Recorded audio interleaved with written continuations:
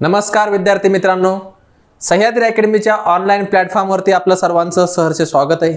मित्रांनो, मी Pradeep sir, Sahyadri academy संचालक पुणे। मित्रांनो, आधीच्या लेक्चरमध्ये आपण कर्ता कर्म कसं ओळखायचं, शब्दांच्या 4 विकारी जाती, नाम, सर्वनाम, विशेषण आणि क्रियापद हे सर्व पाहिलेलं आहे। आजच्या लेक्चरमध्ये आपण शब्दांच्या 4 ज्या अविकारी जाती आहेत त्याच्यामधली उभयान्वी अव्यय ही अविकारी जात आपण घेऊन येतोय। मित्रांनो, पाहूयात उभयान्वी अव्ययाचे व्यवस्थित पूर्ण कन्सेप्ट काय आहे। उभयान्वी अव्यय चला पाहूयात।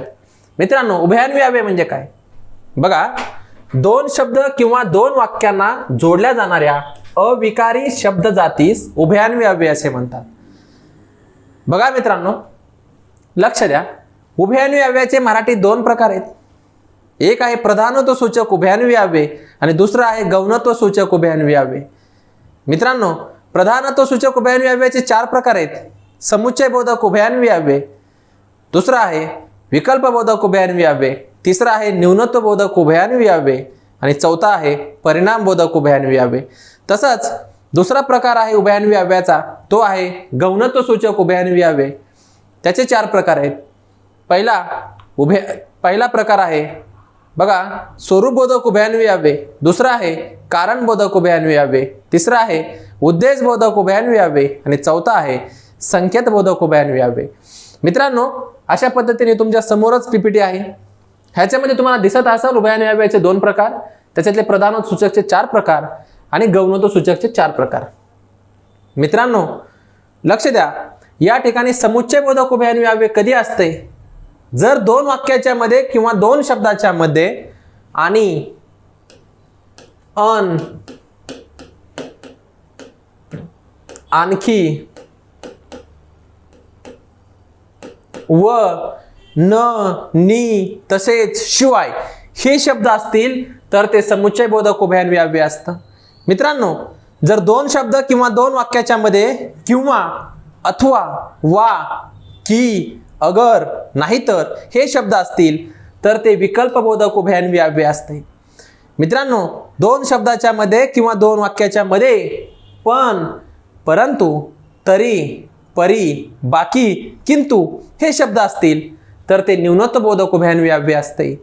मित्रांनो, जर 2 शब्द किंवा 2 वाक्याच्या मध्ये म्हणून, सबब, यास्तव, याकरिता, तस्मात हे शब्द असतील तर ते मित्रांनो परिणाम बोधक उभयान्वी अव्यय असतात। मित्रांनो, असंच गौणत्व सूचक उभयान्वी अव्ययाचे 4 प्रकार आहेत। पहिला स्वरूप बोधक। मित्रांनो, 2 शब्द किंवा 2 वाक्याच्या मध्ये जर म्हणून, म्हणजे, म्हणून, सबब, की हे शब्द असतील तर ते स्वरूप बोधक असतात।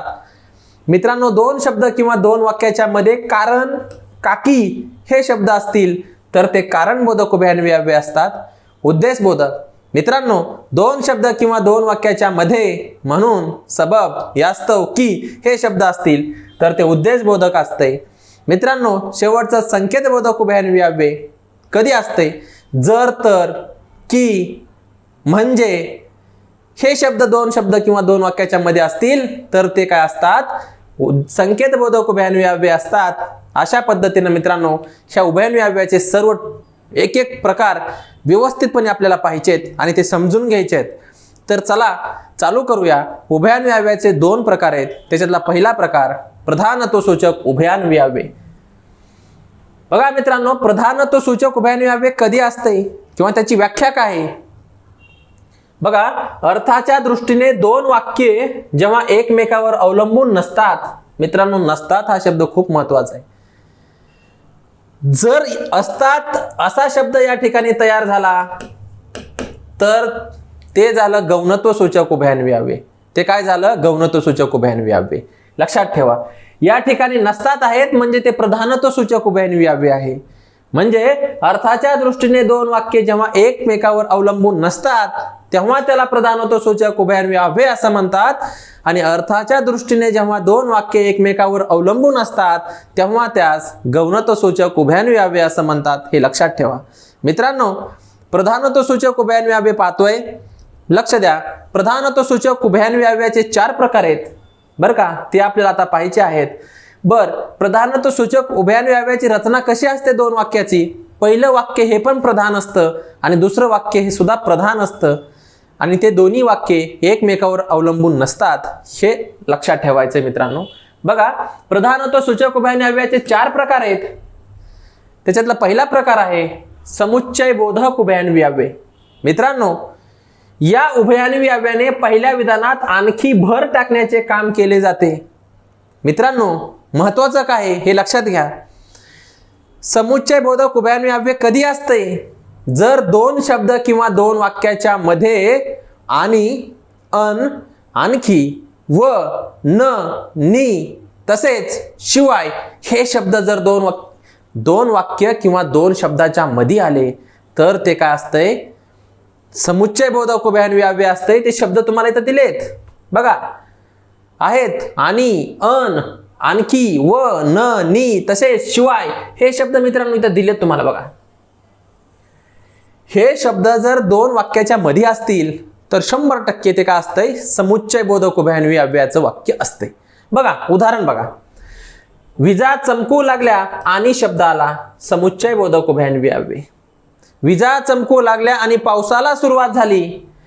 आता संध्याकाळ होत आली होती आणि आईला घरची ओढ लागली होती. 2 वाक्याच्या मध्ये आणि आलंय म्हणजे समुच्चय बोधक उभयनिवी अव्यय. पिलाने घराच्या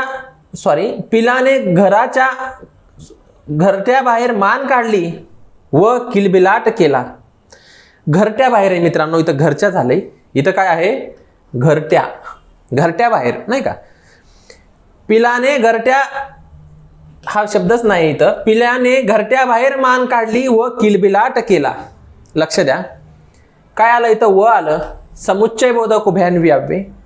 बघा, भिकाऱ्याला मी 1 सदरा दिला, शिवाय, बघा, शिवाय इथं आहे म्हणजेच उभयनिवी अव्यय. कोणतं? समुच्चय बोधक. भिकाऱ्याला मी 1 सदरा दिला, शिवाय त्याला जेवू घातले. शिवाय मी त्याला काय केले? जेवू घातले. मित्रांनो, लक्ष द्या, समुच्चय बोधक उभयनिवी अव्यय ओळखण्याचं सिंपल गोष्टीत हे शब्द तुम्हाला मित्रांनो पाठ करून ठेवायचे आहेत. 2 वाक्याच्या मध्ये किंवा 2 शब्दाच्या मध्ये आणि, अन, आणखी, व, न, नी, तसेच, शिवाय हे शब्द जर मित्रांनो आले तरच त्याला समुच्चय बोधक उभयनिवी अव्यय म्हणायचं. मित्रांनो, पाठ करावे लागतील शब्द, अभ्यास करावा लागेल. अभ्यास केल्याशिवाय काही भेटणार नाही. त्याच्यासाठी तुम्ही हे शब्द पाठ करताल अशी आशा करतो. बघा मित्रांनो, विकल्प बोधक उभयनिवी अव्यय. मित्रांनो, विकल्प म्हणजे काय? हे नाहीतर ते 2 वाक्यामध्ये विकल्प दाखविला जातो. बघा, उभयनिवी अव्ययातून पर्याय, निवड किंवा दिलेल्या गोष्टीपैकी एकीला पसंती दर्शविली जाते. मित्रांनो बघा, हे शब्द महत्वाचे आहेत. हे शब्द तुम्हाला पाठ करून ठेवावे लागतील. कोणते शब्द आहेत? किंवा, अथवा, वा, की, अगर, नाहीतर हे शब्द मित्रांनो तुम्हाला पाठ असणं गरजेचं आहे. हेच मित्रांनो विकल्प बोधक उभयनिवी अव्ययाचे शब्द असतात. 2 शब्द किंवा 2 वाक्याच्या मध्ये जर किंवा, अथवा, वा, की, अगर, नाहीतर हे शब्द आले तर ते मित्रांनो काय असतंय? विकल्प बोधक उभयनिवी अव्यय असतंय. हे तुम्हाला माहिती असणं गरजेचं आहे. उदाहरण आहेत बघा, खाली उदाहरण आहे. देह जाओ अथवा राहो पांडुरंगी दृढ भावो. अथवा आलंय, विकल्प दाखवलाय. पाऊस पडो न पडो. बघा मित्रांनो, पाऊस पडो न पडो, तुला आज गावी गेलेच पाहिजे. बरं का, पाऊस पडो वा न पडो. इथं काय आहे मित्रांनो? वा शब्द आहे. बरं का, या ठिकाणी काय आहे? वा शब्द आहे. तो या ठिकाणी उदाहरणामध्ये चुकून राहिला आहे. या ठिकाणी दिले गेलेला नाही, पण इथं काय आहे? वा शब्द आहे. पाऊस पडो वा न पडो, तुला आज गावी गेलेच पाहिजे. बघा मित्रांनो, वा शब्द आलाय म्हणजे विकल्प आहे. विकल्प बोधक उभयनिवी अव्यय आहे. बघा मित्रांनो, तुला ज्ञान हवे की धन हवे. विकल्प आहे. तुला ज्ञान पाहिजे की धन पाहिजे, या दोन्हीपैकी एक माग, असं या ठिकाणी या वाक्याचं काय होतंय? अर्थ होतोय. म्हणून मित्रांनो लक्षात ठेवा, 2 शब्द किंवा 2 वाक्याच्या मध्ये जर किंवा, अथवा, वा, की, अगर, नाहीतर हे शब्द आले तरच ते विकल्प बोधक उभयनिवी अव्यय असतंय. हे शब्द तुम्हाला पाठ करणं गरजेचं आहे आणि ते तुम्हाला पाठ करावेच लागतील तरच मार्क भेटणार आहे. बघा पुढचं, न्यूनत्व बोधक उभयनिवी अव्यय. मित्रांनो, न्यूनत्व या शब्दाचा अर्थ होतो कमीपणा किंवा उणीवा दाखवली जाते. न्यूनत्व म्हणजे उणीव, ठीक आहे ना, कमीपणा असा त्याचा अर्थ होतो, समजून घ्या. न्यूनत्व या शब्दाचा अर्थ कमीपणा असा असल्यामुळे पहिल्या वाक्यात काहीतरी कमीपणा किंवा उणीव दर्शविणारे दुसरे वाक्य या उभयान्वी अव्ययाने जोडले जाते. लक्षात घ्या मित्रांनो, न्यूनत्वाचा अर्थ होतो उणीव दाखवणे, कमीपणा दाखवणे. बर, न्यूनत्व बोधक उभयान्वी अव्यय कधी? लक्ष द्या. पण, परंतु, तरी, परी, बाकी, किंतु हे शब्द जर दोन वाक्याच्या किंवा दोन शब्दाच्या मध्ये आले तरच ते न्यूनत्व बोधक उभयान्वी अव्यय असतात. हे तुम्हाला माहिती असणं या ठिकाणी गरजेचं आहे. शब्द पाठ असणं गरजेचं आहे. हे शब्द पाठच करावे लागतील. थेरॉटिकल पार्ट आहे मित्रांनो. हा टॉपिक थेरॉटिकल आहे, विदाउट कन्सेप्ट टॉपिक आहे. शब्द पाठ करावे लागतील. लक्ष द्या. ठीक आहे. बघा, शेतकऱ्यांनी शेते नांगरली पण पाऊस पडलाच नाही. पण शब्द आला आणि वाक्य उणीव दाखवत आहे का नाही? काय उणीव आहे रे? शेतकऱ्यांनी शेत नांगरली पण पाऊसच पडला नाही, उणीव आहे. आणि पण आलं म्हणजेच न्यूनत्व बोधक उभयान्वी अव्यय. पुष्कळ मुले उत्तीर्ण झाली परंतु पहिल्या वर्गात कोणीच आले नाही, उणीव आहे. परंतु शब्द आलाय या ठिकाणी. परंतु हा शब्द कशाचा आहे? न्यूनत्व बोधक उभयान्वी अव्ययाचा आहे. मरावे परी कीर्तिरूपी उरावे, परी शब्द आलेला आहे, न्यूनत्व बोधक उभयान्वी अव्यय. हा खूप इम्पॉर्टंट आहे मित्रांनो. सारखं परीक्षेला विचारतात, मरावे परी कीर्तिरूपी उरावे या वाक्यातील न्यूनत्व बोधक उभयान्वी अव्यय कोणतं किंवा म्हणतील उभयान्वी अव्यय कोणतं? पर्याय देतील ए, बी, सी आणि डी. मरावेला ए देतील, परीला बी, कीर्तिरूपे सी आणि उरावेला डी देतील. तर तुम्हाला ओळखता आलं पाहिजे की परी हे काय आहे? न्यूनत्व बोधक उभयान्वी अव्यय आहे. लक्ष द्या. मग मित्रांनो, न्यूनत्व बोधक उभयान्वी अव्यय कसं ओळखायचं रे? शब्द पाठ करायचे. कोणते शब्द पाठ करायचे? पण, परंतु, तरी, परी, बाकी, किंतु हे उभयान्वी हे काय आहेत? न्यूनत्व बोधक उभयान्वी अव्यय आहेत. हे शब्द पाठ असणं गरजेचं आहे. हे शब्द पाठ असतील तरच तुम्हाला मार्क भेटणार आहे, नाही तर मार्क भेटणार नाही. शब्द पाठ करा. ठीक आहे. बघा, परिणाम बोधक उभयान्वी अव्यय. बघा मित्रांनो, पहिल्या वाक्यातील घटनेचा किंवा कृतीचा परिणाम दुसऱ्या वाक्यात दिलेला असतो. बघा, पहिल्या वाक्याचा परिणाम कुठं दिलेला असतो? दुसऱ्या वाक्यात. म्हणून त्याला परिणाम बोधक उभयान्वी अव्यय म्हणायचंय. म्हणून, सबब, यास्तव, याकरिता, तस्मात ही काय आहेत? परिणाम बोधक उभयान्वी अव्ययाची उदाहरणे आहेत.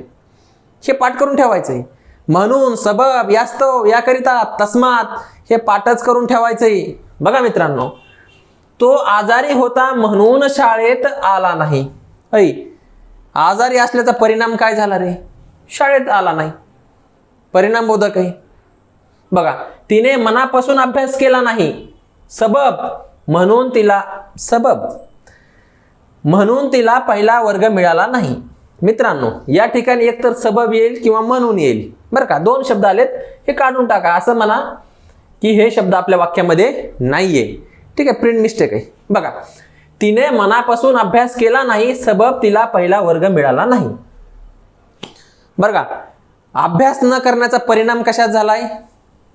पहिला वर्ग न मिळण्यात झालाय. म्हणून परिणाम बोधक उभयान्वी अव्यय. बघा पुढचं, माशास फुफ्फुसे नाहीत म्हणून त्यांना श्वास बी घेता येत नाही आणि त्यांना शब्द नाहीत असं म्हणायचंय त्याला. माशास फुफ्फुसे नाहीत म्हणून त्यांना शब्द नाहीत. म्हणू नये. बघा, या ठिकाणी फुफ्फुस नसल्यामुळेचा परिणाम कशामध्ये झालाय? शब्दामध्ये झालाय. शब्द नाहीत म्हणताय, त्यांना बोलता येत नाही का? त्यांना फुफ्फुस नाही असं त्याला म्हणायचंय. मित्रांनो, जर दोन शब्द किंवा दोन वाक्याच्या मध्ये म्हणून, सबब, याकरिता, तस्मात हे शब्द असतील तर त्यांना काय म्हणायचं आहे? परिणाम बोधक उभयान्वी अव्यय म्हणायचं आहे. अशा पद्धतीचे हे चार प्रकार समुच्चय बोधक उभयान्वी अव्ययाचे होते. मित्रांनो, एक लक्षात ठेवा, प्रधानत्व सूचक उभयान्वी अव्ययाचे होते. मित्रांनो, एक लक्षात ठेवा, प्रधानत्व सूचक उभयान्वी अव्ययानं जोडलेलं प्रत्येक वाक्य हे संयुक्त वाक्य असतं. हे कुठं दाखवलंय?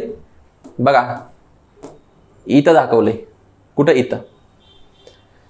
प्रधानत्व सूचक उभयान्वी अव्ययानं जोडलेलं प्रत्येक वाक्य हे संयुक्त वाक्य असतं. कोणतं वाक्य असतं? संयुक्त वाक्य असतं. मगाशी मी सांगितलं नाही तुम्हाला, कारण की हे शिकवल्यानंतर मी तुम्हाला सांगणार होतो ह्याचा अर्थ काय आहे.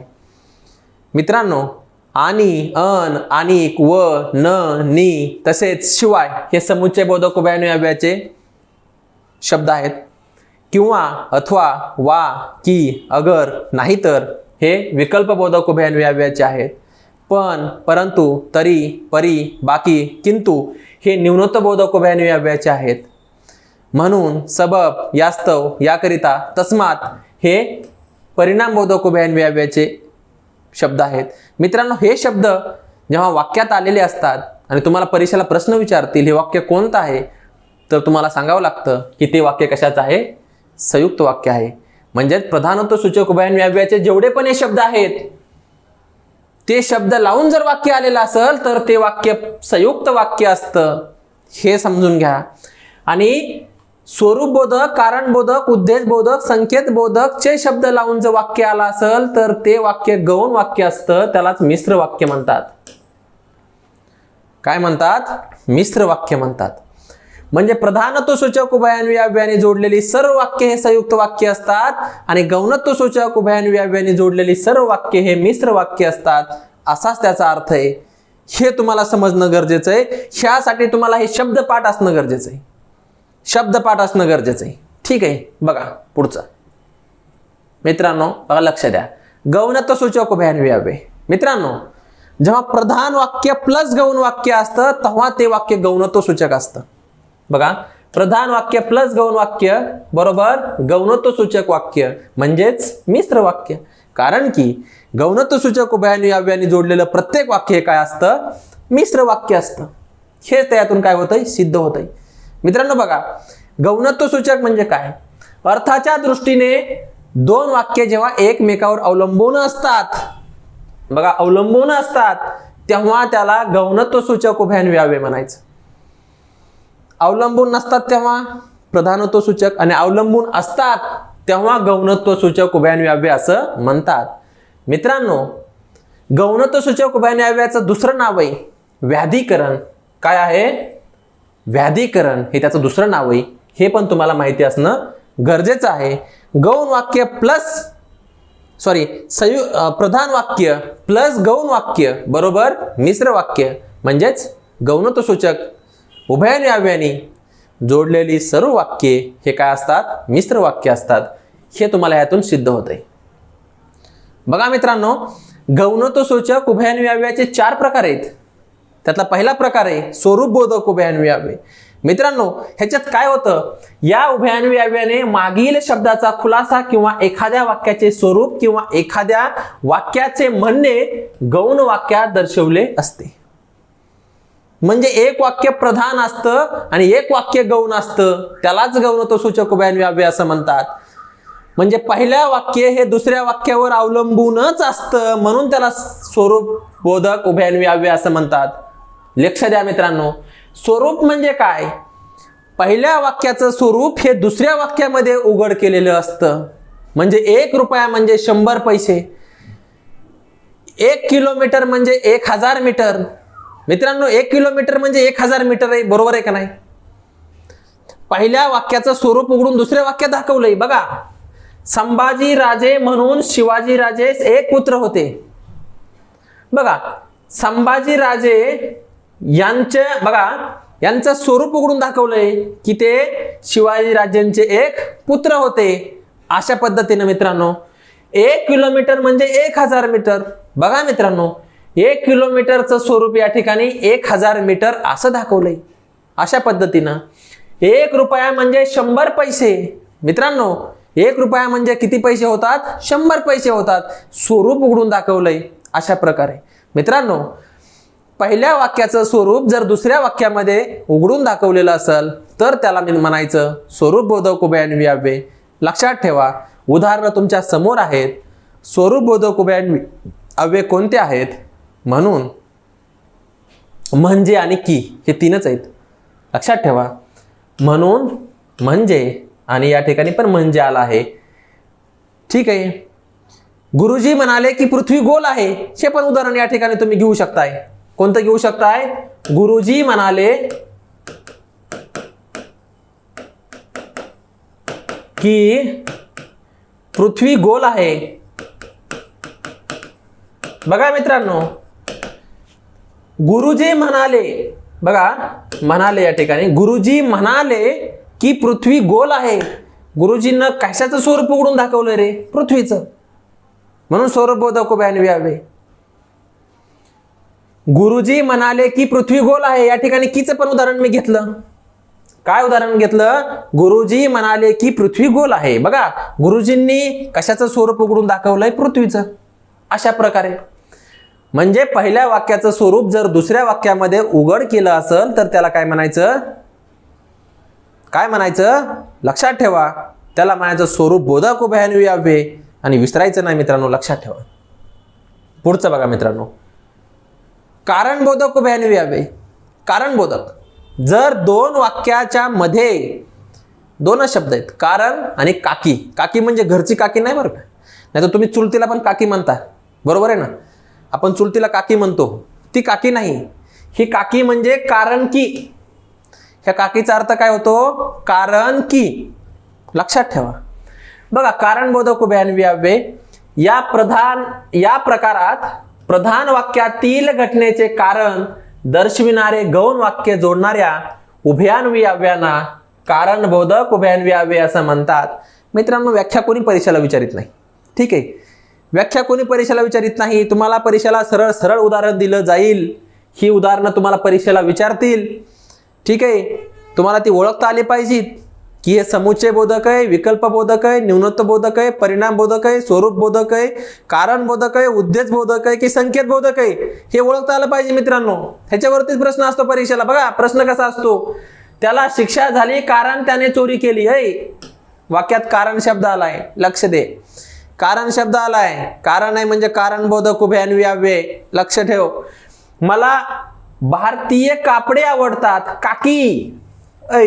काकी म्हणजे काय? काकी म्हणजे कारण की. काकी म्हणजे काय? कारण की ते आपल्या देशात तयार होतात किंवा आपल्या देशात बनतात, असा त्याचा अर्थ होतो. काकीचा अर्थ होतो कारण की, बर का? नाही तर म्हणतात घरची काकी, चुलती. चुलतीला पण आपण काकी म्हणत असतो नाही का गावाकड. काय काकी, काय चाललंय, असं. ठीक आहे ना?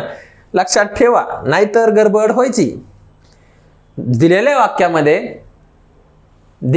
वाक्याच्या मध्ये कारण शब्द आला, काकी शब्द आला, कारण बोधक उभयान्वी व्यावे. एवढं सोपं आहे. मग अजून काय रे वा? बघ, उद्देश बोधक. उद्देश बोधक उभयान्वी व्यावे कधी? बघ, लक्ष दे.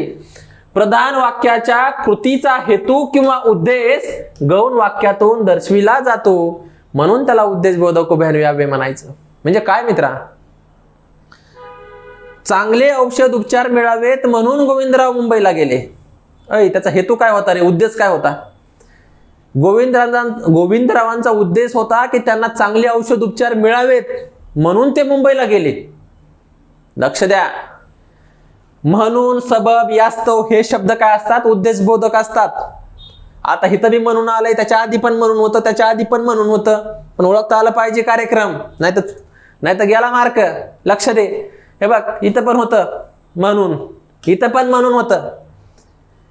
ठीक आहे बाबा, इथं म्हणून शब्द आहे, पण इथं स्वरूप उघडून दाखवतंय. पहिल्या वाक्याचा स्वरूप दुसऱ्या वाक्यात दाखवतंय, म्हणून हे स्वरूप बोधक आहे.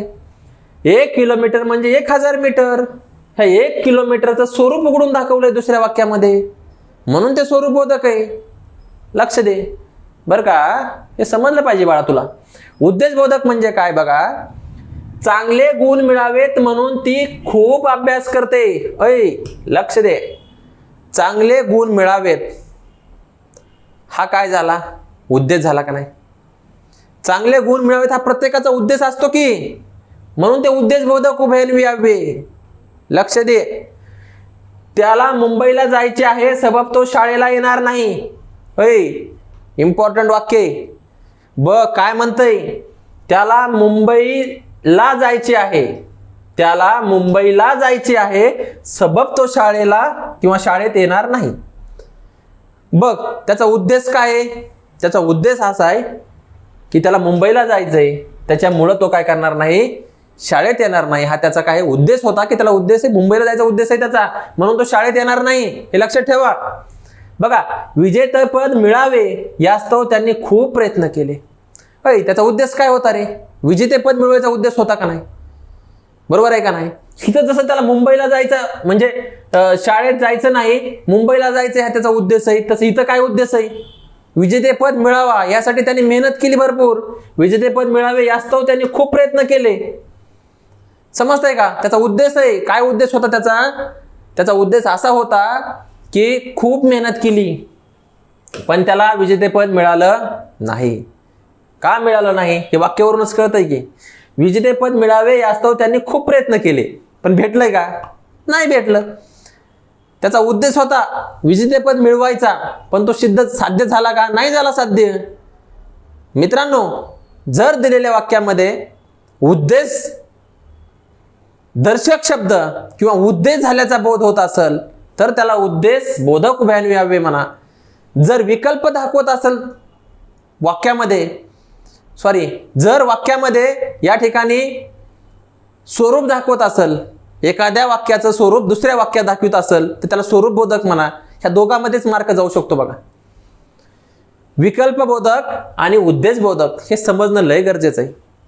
खरी कसोटी ह्या दोन्हीमध्येच आहे. कारण की कारण बोधक लगेच समजतंय, कारण बोधक एवढ्या लवकर समजतंय. कारण आणि काकी दोनच शब्द असतील ते लगेच समजून जातंय. पहिले जे आहेत समुच्चय बोधक उभयान्वयी अव्ययाचे 4 प्रकार, त्याच्यात तर काहीच प्रॉब्लेम येत नाही. विकल्प बोधक ह्याचे गौणत्व सूचक उभयान्वयी अव्ययाचे जे 4 प्रकार आहेत ना, त्याच्यामध्ये स्वरूप बोधक आणि उद्देश बोधक शब्द सारखेच आहेत. पण ओळखायचं कसं? जर स्वरूप उघडून दाखवलं असेल तर स्वरूप बोधक म्हणा. जर त्या ठिकाणी त्याचा काहीतरी उद्देश असेल तर उद्देश बोधक म्हणा. इथं उद्देश आहे बघा की चांगले गुण मिळावेत. हा काय उद्देश असतो प्रत्येकाचा? चांगले गुण मिळावेत. त्याला मुंबईला जायचे आहे सबब तो शाळेला येणार नाही किंवा शाळेत येणार नाही. त्याचा उद्देश होता की त्याला मुंबईला जायचंय म्हणून ते शाळेला येणार नाही. हे बघा, विजेतेपद मिळावे यास्तव त्यांनी खूप प्रयत्न केले. प्रत्येकाचा उद्देश असतो विजेतेपद मिळवायचा. मित्रांनो, तुमच्या वाचन करण्यानंच तुम्हाला ह्या ठिकाणी हे टॉपिक समजणार आहे व्यवस्थित. मी सांगतो या पद्धतीने व्यवस्थित लक्षात ठेवा, त्या ठिकाणी तुमचा बिलकुल मार्क जाणार नाही. मित्रांनो, संकेत बोधक उभयान्वयी अव्यय. मित्रांनो बघा, गौण वाक्यात अट संख्या दर्शविली जाते व प्रधान वाक्यात त्याचा परिणाम दिलेला असतो. त्याला काय म्हणायचं? संकेत बोधक उभयान्वयी अव्यय असं म्हणायचं. ही पुस्तकी भाषा आहे मित्रांनो. पुस्तकी भाषेमध्ये आपल्याला काही समजत नाही. आपल्याला पाहिजे तर टॉप कसं झटक्यात. बघा, लक्ष द्या. जर, तर, म्हणजे, की, तर हे शब्द कशाचे असतात? संकेत बोधक उभयान्वयी अव्ययाचे असतात. बरं, आता अजून म्हणजे आलं काय? तर विकल्प बोधक मध्ये पण म्हणजे होतं. आता अजून आलंय का नाही? बघा, की विकल्प बोधक मध्ये की विकल्प बोधक मध्ये पण होतं, नंतर पुन्हा त्याला स्वरूप बोधक मध्ये पण होतं आणि संकेत बोधक मध्ये पण आलंय. लक्षात ठेवा. आता या ठिकाणी म्हणजेच्या ठिकाणी जर तर शब्द बसत असेल तरच ते संकेत बोधक असते. नाहीतर एक तर स्वरूप बोधक असेल किंवा विकल्प बोधक असेल. लक्षात ठेवा. ह्या कीच्या ठिकाणी सुद्धा विकल्प बोधक नाही मित्रांनो, कीचं सांगतोय मी. इथं म्हणजेचं नाही. म्हणजेचं एकतर ते काय असेल? स्वरूप बोधक असेल किंवा संकेत बोधक असेल. म्हणजे दोनच असते. पण जर तर शब्द बसला म्हणजेच्या ठिकाणी तर ते संकेत बोधक. कीच्या ठिकाणी जर तर शब्द बसत असेल तरच ते संकेत बोधक, नाहीतर विकल्प बोधक किंवा स्वरूप बोधक असते. हे लक्षात ठेवा. उदाहरण बघा, उदाहरणावरूनच कळणार आहे. जर अभ्यास केला तर पास व्हाल. सरळ सरळ आहे. जर तरचं वाक्य आहे. जर तर न जोडलेली सर्व वाक्य हे मिश्र वाक्य असणारच ना मित्रांनो. कारण की गौणत्व सूचक उभयान्वयी अव्ययाचाच हा प्रकार आहे संकेत बोधक उभयान्वयी अव्यय. आणि गौणत्व सूचक उभयान्वयी अव्ययाने जोडलेलं प्रत्येक वाक्य हे मिश्र वाक्यच असतं. त्यात काय बदल नाही. बघा खाली, पास झालो की पेढे वाटीन. पास झालो की पेढे वाटीन. काय होतं रे इथं? जर पास झालो तर पेढे वाटीन. कीच्या खाली कोणता शब्द बसतय? जर तर बसतय. बघा, लक्ष दे. जर पास झालो तर पेढे वाटीन, त्याला असं म्हणायचंय. मग इथं विकल्प दाखवलाय का? नाही दाखवला, मग विकल्पबोधक का म्हणणार तू?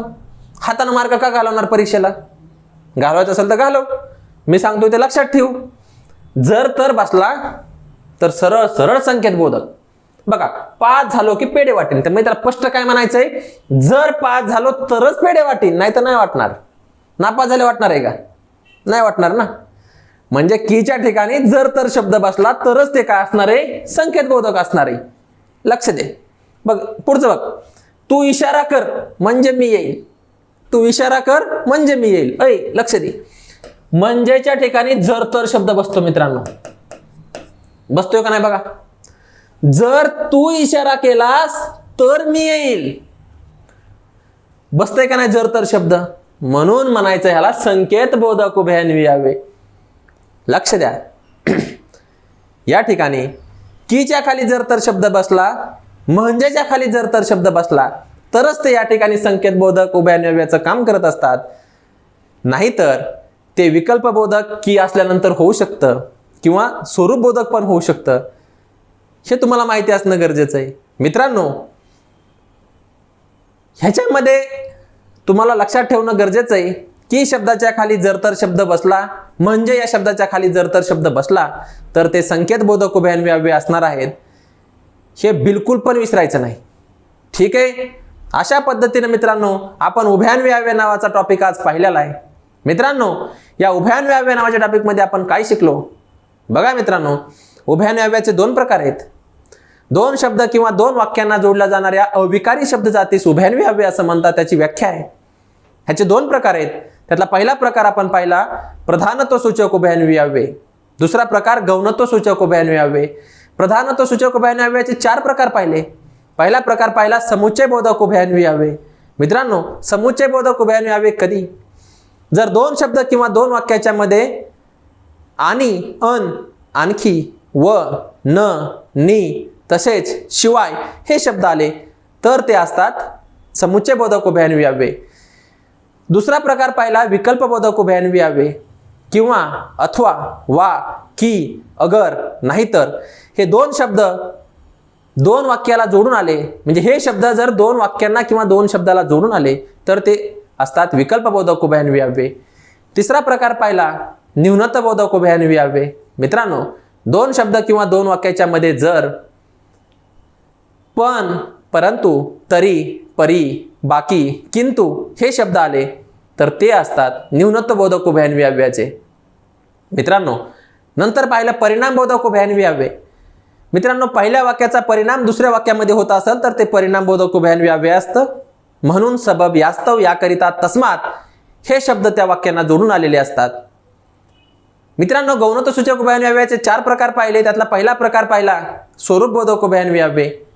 मित्रांनो, म्हणून, सबब, यास्तव, याकरिता, तस्मात हे शब्द त्या ठिकाणी आपण पाहिले. की हे पण शब्द पाहिला. मित्रांनो, त्याची उदाहरणं पाहिले. नंतर आपण पाहिलं जर पहिल्या वाक्याचं स्वरूप दुसऱ्या वाक्यामध्ये उघड केलेलं असेल तर ते स्वरूप बोधक उभयान्वयावे असते. 1 रुपया म्हणजे 100 पैसे. 1 रुपयाचं स्वरूप दुसऱ्या वाक्यामध्ये उघडून दाखवलंय. गुरुजी म्हणाले की पृथ्वी गोल आहे. बघा, गुरुजींनी पृथ्वी गोल असल्याचं स्वरूप या ठिकाणी दुसऱ्या वाक्यामध्ये उघडपणे दाखवले उघडून, म्हणून त्याला आपण काय म्हटलं, विकल्प बोधक उभयान्वयावे. दुसरा प्रकार पाहिला मित्रांनो कारण बोधक उभयान्वयावे. मित्रांनो, दोन शब्द किंवा दोन वाक्याच्या मध्ये जर कारण, काकी शब्द आले तर ते कारण बोधक उभयान्वयावे असतात. मित्रांनो, तिसरा प्रकार पाहिला उद्देश बोधक उभयान्वयावे. मित्रांनो, पहिल्या वाक्याचा उद्देश हा दुसऱ्या वाक्यामध्ये दाखवलेला असतो. एक प्रधान वाक्य असतं, गौण वाक्य असतं. प्रधान वाक्यामध्ये त्याचा उद्देश दाखवलेला असतो, म्हणून त्याला प्रधानत्व सूचक म्हणून त्याला आपण काय म्हणत असतो, उद्देश बोधक उभयान्वयावे म्हणत असतो. हे आपण पाहिलं. मित्रांनो, आपण शेवटचा चौथा प्रकार पाहिला संकेत बोधक उभयान्वयावे. मित्रांनो, म्हणजे की, जर तर हे शब्द त्याचे आहेत. परंतु जर म्हणजेच्या खाली जर तर शब्द बसला तरच ते संकेत बोधक उभयान्वयावे असते. कीच्या खाली जर तर शब्द बसला तरच ते संकेत बोधक उभयान्वयावे असते. हे पद्धतशीरपणे एकदम व्यवस्थितपणे मी तुम्हाला सांगितलेलं आहे. मित्रांनो, ह्याचा अभ्यास व्यवस्थितपणे करा. ठीक आहे. अशा पद्धतीने उभयान्वी अव्यय ही अविकारी जात आपण या ठिकाणी संपवलेली आहे.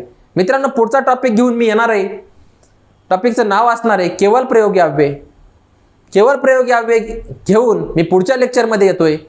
पूर्ण व्यवस्थितपणे हा टॉपिक करा, सांगितलंय त्या पद्धतीने अभ्यास करा. मित्रांनो, काही अडचण असेल तर माझा नंबर मी तुम्हाला आधीच्या व्हिडिओमध्ये दिलेला आहे, त्याच्यावरती मला कॉल करा. व्हॉट्सअपला कॉल आला पाहिजे. ठीक आहे. रात्री 9 ते 10 या वेळामध्ये कॉल आला पाहिजे. ठीक आहे. हे तुम्हाला मी सांगितलेलं आहे. मित्रांनो, अभ्यास करा. धन्यवाद. भेटू पुढच्या लेक्चरमध्ये.